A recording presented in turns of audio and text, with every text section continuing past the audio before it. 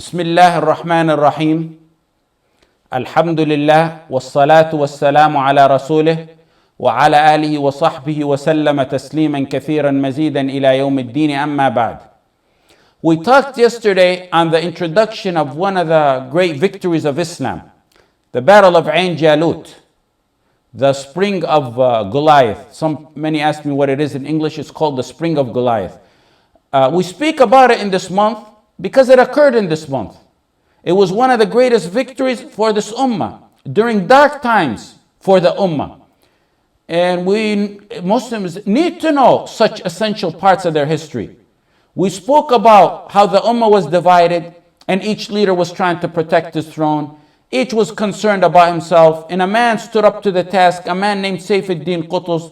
For nearly half a century or so, no one was able to stand to the transgression of the Tatar, who killed in Baghdad in less than 2 weeks, as I said, over 2 million Muslims.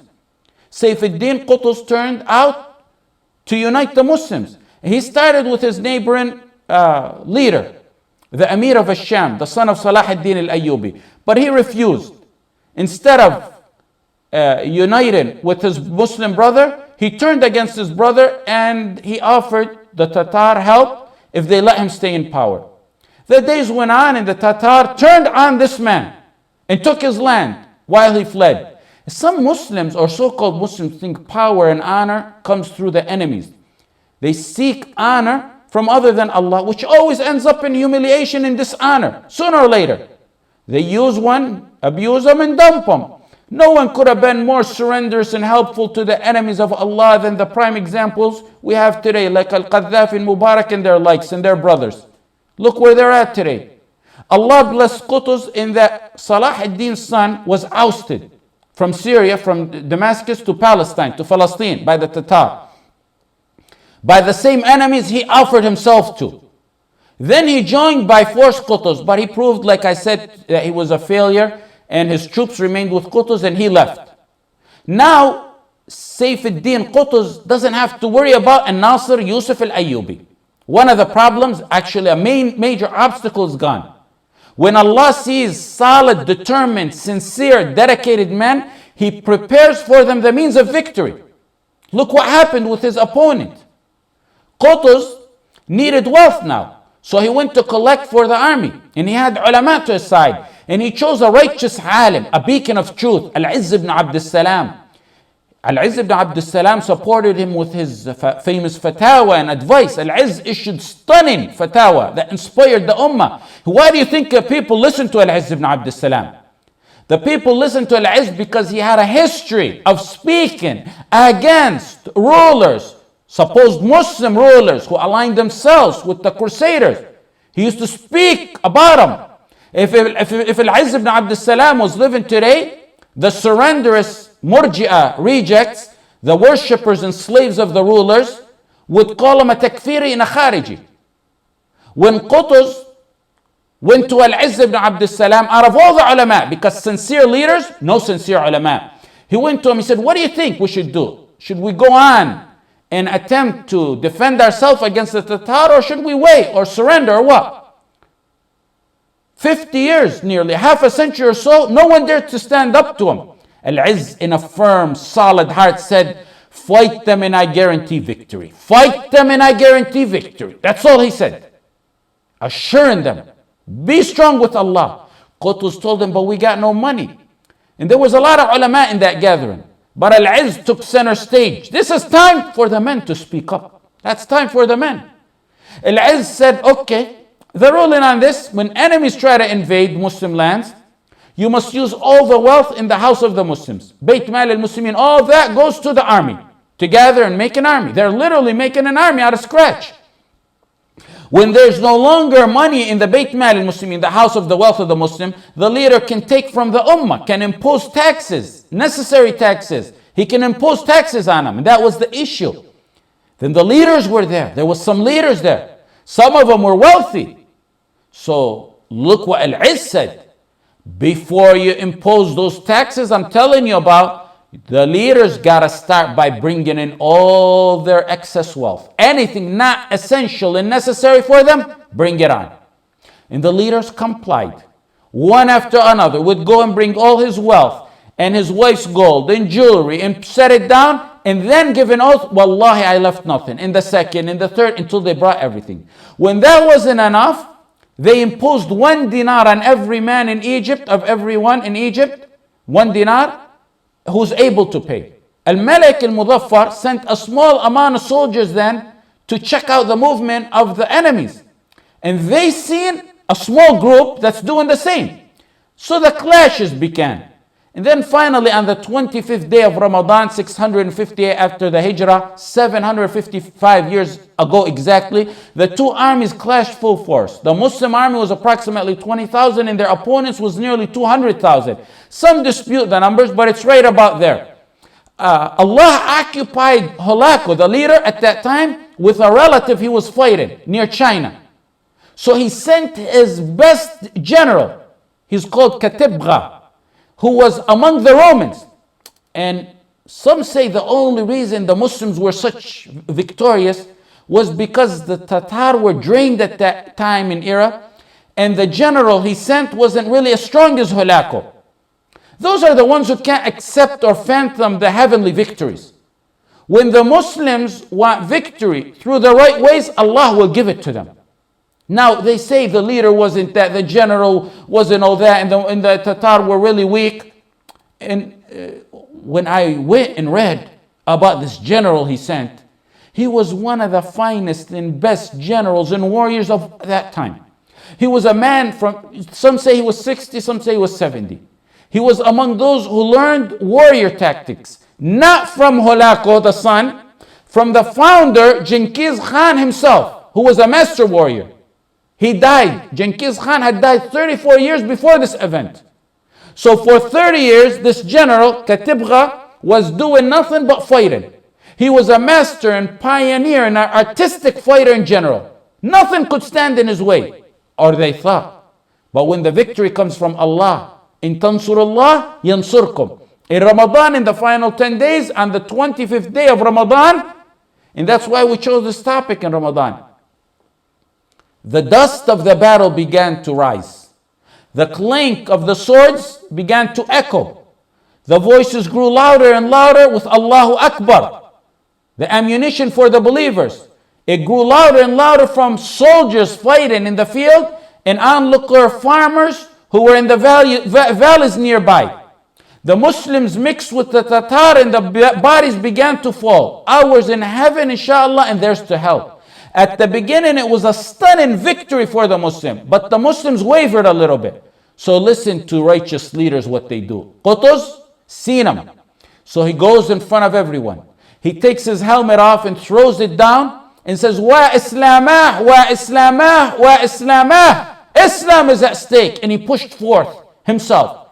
They seen the leader like this, with no helmet, penetrating deep into the enemy lines. It inspired the Muslims to follow along. The general of the Tatar gets killed. The army gets destroyed. The Muslims chase him away. Some killed and some apprehended. It was a stunning victory. It was a stunning victory that brought the Tatar to their demise. There was another smaller battle after that in Bisan, where the Muslims fought a deadly, courageous battle, and they were granted victory.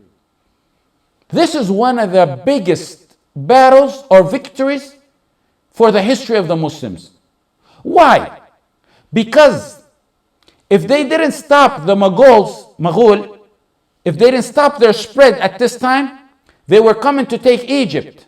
Had Qutuz not manned up and stood up to them in Ain Jālūt, they would have slaughtered the Muslims of Egypt. Then they moved on to other parts of Africa. Then they would have moved on to Europe. That was their intention.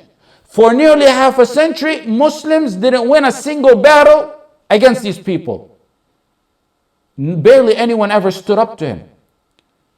Why did they win now? And I can talk like a philosophist now and go left and right and pretend I'm a history expert. But the real reason of the victory here was a secret. It was a secret in something Umar wrote to his general Sa'd ibn Abi Waqqas years ago. That's the real reason, no other reason. You can talk a lot about it and pretend you're a philosophist, but that's the reason. From every angle you look at it, it was a defeat for Muslims. Untrained army. The army of Qutuz, really got it literally within days. In less than a year. They were outnumbered by a massive army that mastered genocide and warfare for decades, for half a century. They defeated the army that swept nations off. What's the secret in the letter of Umar? He used to send to his generals, I advise you and the soldiers to fear Allah in all settings. That's the secret. The fear of Allah is the biggest ammunition against your enemies. Fear your sins more than you fear your enemies. Fear your sins more than you fear your enemies. Muslims win by the sins of their enemies against Allah. If we're equal in sins, they'll have power over us, because then it becomes power over power, and they're always more powerful than us, and they have more soldiers. So it's taqwa. After Ain Jālūt, it was a turning point in the demeanor of the entire ummah. The demeanor of the entire ummah changed. He brought back honor to the ummah. He brought manhood to the men of this ummah. Now, no longer would you see a man watching 100 men get slaughtered and not even think about defending himself or protecting himself. Now, they had no revived hope in Allah. He showed them in reality. And no matter how big and mighty the opponent may seem, as long as they are with Allah, there's victory. لا يغرنك تقلب الذين كفروا في البلاد متاع قليل.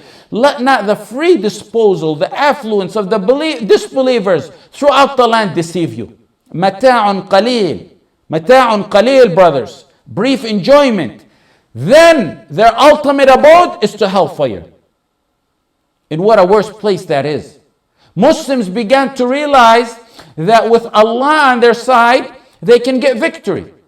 They no longer need to sit back and wait for the Mahdi like some used to say and some say today.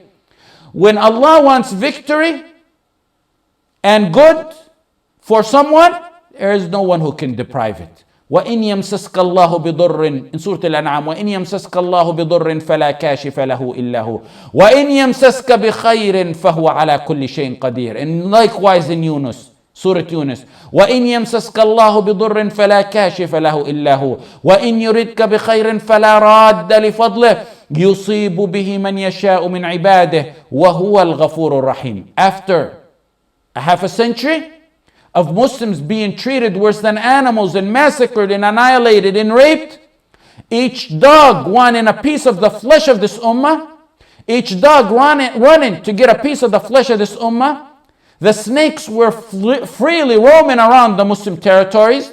Now with Ain Jālūt, a victory, the game is over.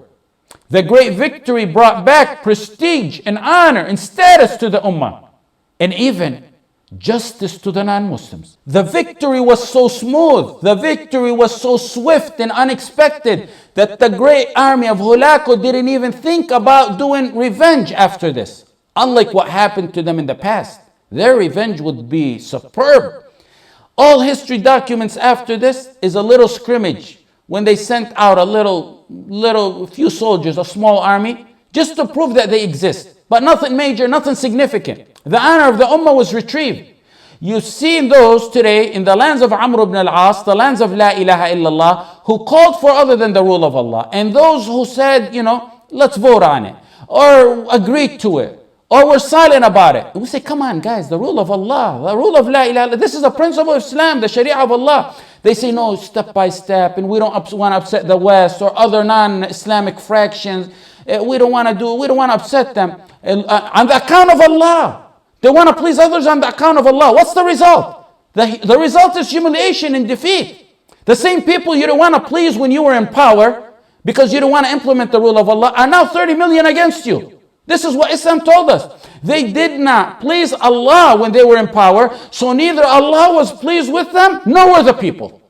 The ummah's got to understand the ABCs of Tawheed. What we teach our kids in text, we must let it register in our faith. من التمس رضا الناس من التمس رضا الله بسخط الناس رضي الله عنه وأرضى عنه الناس ومن التمس رضا الناس بسخط الله سخط الله عليه وأسخط عليه الناس. Whoever seeks the pleasure of Allah at the risk of displeasing people, Allah will take care of him and protect him and honor him. But whoever seeks, this is a hadith, whoever seeks the pleasure of people at the risk of displeasing Allah, Allah will abandon him to the care of the people. You wanted to please the people, the step-by-step stuff and vote and stuff. Okay, let them protect you. 30 million of them went against you. You need to understand that with La ilaha illallah on our side, there's nothing can defeat this ummah. That's what he told Ibn Abbas, a 10-year-old Ibn Abbas. If the whole universe gathered against you, they couldn't defeat you. After Jālūt, people lived in peace and honor for decades to come. Actually, it lasted for over 146 years. No more oppression, no more violence, no more massacre, no more displacing, no more raping. The Tatar were so stunned from this for 146 years until a leader of Tatar came. His name is Timur Lenk. He entered Halab in Damascus. When people turned away from Allah, Allah granted him power over the believers. After Jālūt, but that was only 146 after the battle of Jālūt. And after that, Jālūt, Syria and Egypt formed a strong bond. And it was considered like an armor and heart to the Muslim world. It was a strategic bond, a political bond, geographic, educational, historic bond. It showed that unity of the ummah was essential because Allah said, وَلَا تَنَازَعُوا فَتَفْشَلُوا. You become failures if you dispute. After Jālūt, the low-life leaders, especially the grandkids of the great leader Salah ad-Din, the ones who were only worried about their thrones and to remain in power, they become exposed. The ones who used the enemies of Allah against their brothers just to remain in power. After this battle, I'm telling you the benefits of this victory. After this victory, it exposed them. It exposed those fake leaders. And they too vanished. Most of them either accepted the leadership of Qutuz and joined under him, or most of them vanished away into the wastebasket of history. Even a more benefit after this victory, when the bond between Damascus and Egypt strengthened, the Muslims went out to small municipalities or imarat. They were called small imarat in Syria and Palestine that were for the Crusaders. And the Crusaders were there for 166 years. They were causing Muslims the harm. And they were imarat not even Nur ad-Din and Imad ad-Din and Salah ad-Din reached. Now the blood descendants of Al-Ayyubi reclined to this world. But the descendants of Al-Ayyubi, by faith in Iman, took over from where they left off and stopped these people from harming, these crusader municipalities, from harming the Muslims. And another effect of this battle, and to me, this victory, to me it's among the most amazing effects of this victory. The Tatar began to see Islam and read it, study it, and amazingly, they began to embrace Islam in large groups. They seen how Muslims were in power. Now the Muslims have the upper hand. They could do a genocide easily. They can rape them. There was no rape, no massacre, no imprisoning. They didn't even put them under scrutiny like our enemies do when they're in power, when they have the upper hand. They were astonished to see how the Muslims treated them and forgave them. They expected rape and genocide, but that wasn't Islam. They seen the justice and safety and manners of Islam when the Muslims had the upper hand. That being the main reason, along with the fact that the religion of the Tatar is a religion, it's a man-made religion, literally a man-made religion. Genghis Khan made that religion up. So they had a spiritual void that they filled with Islam. In fact, right before this big victory, 6 years before this victory, one of Hulaku's cousins learned about Islam and embraced it. And he was a big, prestigious man. So Hulaku was shocked by that and fought him. Finally, I guess the time is up. I ask Allah subhanahu wa ta'ala to ease the suffering in this ummah, and may He replace the traitors of today with the likes of our beloved leader, Sayfuddin Qutuz, rahimahullah ta'ala, wa sallallahu ala Sayyidina Muhammad, wa ala alihi wa sahbihi wa sallam, wa jazakum Allahu khayran.